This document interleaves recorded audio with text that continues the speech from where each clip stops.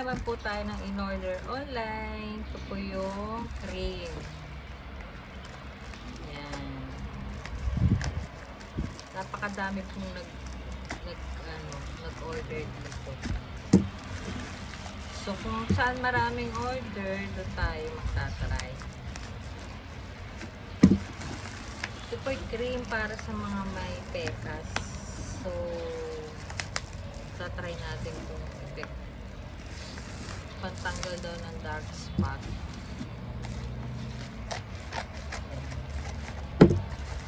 Usong-uso to sa ano eh. So, yan. Retinol. Yan. Bacolciol. Hindi ko po alam ang pronounce, pero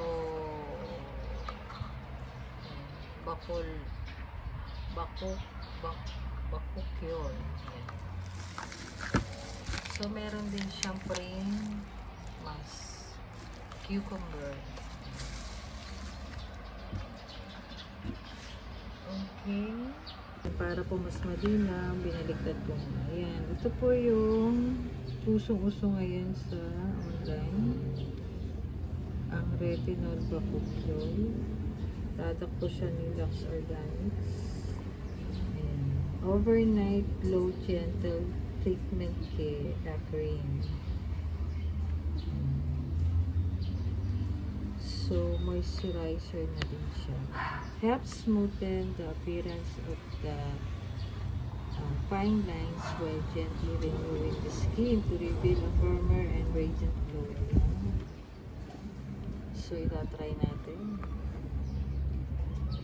How to use? Start with a clean and dry face. Use the product after applying your toner and serums. Ayan. Dapat pala may serum tayo.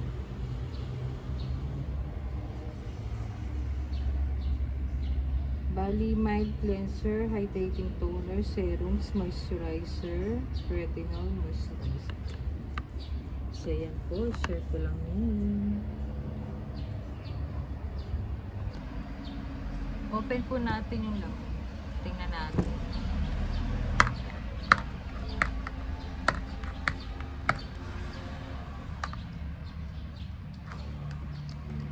So, syempre, kung kayo pa sensitive sa mga product, huwag po kayong gagamit basta-basta. Yan. Ako naman po, try and try lang sa mga nakikita. So, yan po ang laman ng package. So, bali, ano to? Ilang? Product pala siya ng Korea.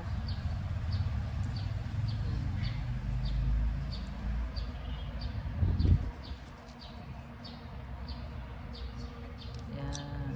Tatry natin. Sa gabi lang po ito lalagyan.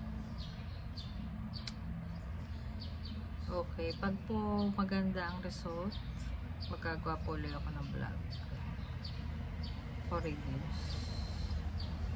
Okay, yun lang po guys. Thanks for watching. So yan, i-unbox ko naman po yung Bacolciol serum.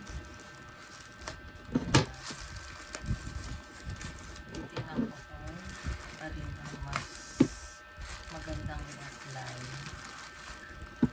Serum o yung cream. Kasi may nagsasabing maganda raw ang serum.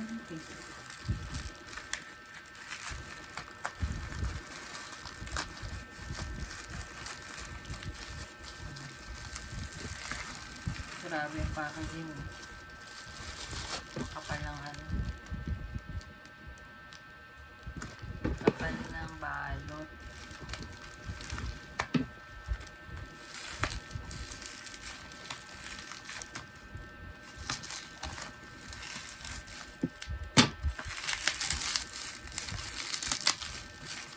Ayan na.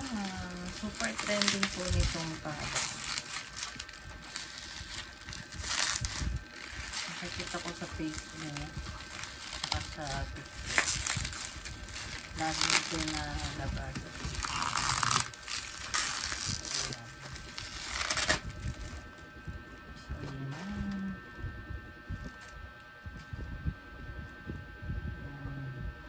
So, ang nakalagay dito is Bacolcio Retinol Rejuvenation Serum, Anti-Wrinkle and Glow Skin siya. So, yan. So, open natin. Kung ano yung labas.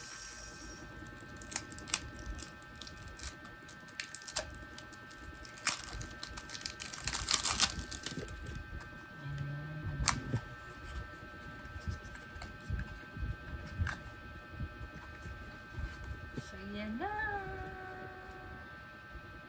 Oh, ang ganda ng kanyang ano. Ganda ng bote niya. So, guys, ito. Ito yung box niya. FDA approved siya. And then, yan, nakasulat naman yung mga caution. And apply a small amount.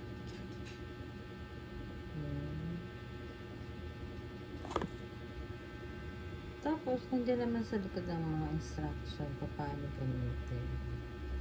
So, ang ingredients niya is retinol, bakusyo, vitamin C. Yan. Kailangan natin.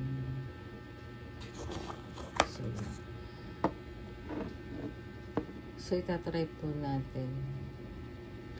And then, pagka nakita ko maganda yung result, gagawa ulit ako ng vlog na